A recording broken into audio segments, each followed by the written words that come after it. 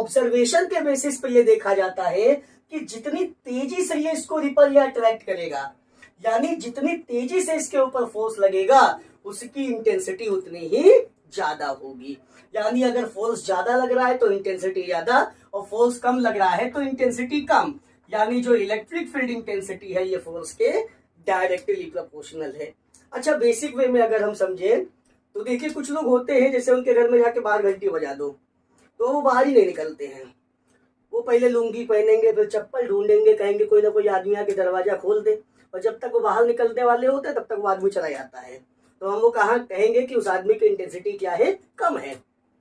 और वही कोई होता है कि जैसे बेल बजाओ तुरंत झाड़ने लगता है, कौन है भाई, तो वहां पे इंटेंसिटी क्या है, ज्यादा है, यानी तुरंत काम हो रहा है तो इंटेंसिटी ज्यादा है। तो फोर्स ज्यादा लग रहा है तो इंटेंसिटी ज्यादा है, और फोर्स कम लग रहा है तो इंटेंसिटी कम है। दूसरी चीज, जिस चीज को अंदर आना है, जैसे ये चार्ज, टेस्ट चार्ज लाया जा रहा है इलेक्ट्रिक फील्ड के अंदर, अगर इसकी वैल्यू बढ़ जाएगी तो फिर इसकी इंटेंसिटी कम हो जाएगी।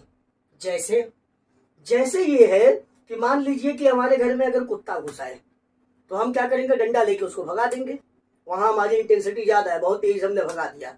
वही कुत्ते की जगह का सांड घुसा है तो हम खुद ही भागे भागे घूमेंगे। यानी जो चीज अंदर आ रही है अगर उसकी वैल्यू बढ़ गई तो हमारी इंटेंसिटी उस कंडीशन में कम हो जाती है। तो यहाँ चार्ज ही तो आ रहा है, तो अगर चार्ज क्वांटिटी बढ़ गई तो फिर ये इसको रिपल नहीं करेगा, फिर ये इसको रिपल करने लगेगा, यानी तब इसकी इंटेंसिटी कम हो जाएगी, इसकी इंटेंसिटी बढ़ने लगेगी। यानी कहने का मतलब है कि जो चीज आ रही है, जैसे यहाँ टेस्ट चार्ज आ रहा है, तो अगर टेस्ट चार्ज की वैल्यू बढ़ गई तो इसकी इंटेंसिटी कम हो जाएगी। यानी जो इलेक्ट्रिक फील्ड इंटेंसिटी है ये इनवर्सली प्रोपोर्शनल होती है टेस्ट चार्ज के।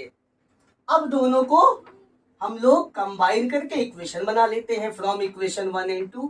कंबाइन करने का तरीका आपको पता होगा, जो चीज दोनों में उसको एक बार, प्रोपोर्शनल दोनों में एक बार, जो ये अलग अलग है इसको मल्टीप्लाई करके लिख लिया। प्रोपोर्शनल का साइन हटेगा, इज इक्वल टू का साइन कांस्टेंट किया जाता है, और यहाँ पे जो कांस्टेंट की वैल्यू दी गई वो दी गई 1। तो जैसे ही लाके हम लोग 1 रखेंगे, so E will be equal to the K की जगह 1 हो जाएगा F upon Q naught. So this is the expression for the electric field intensity. Thank you.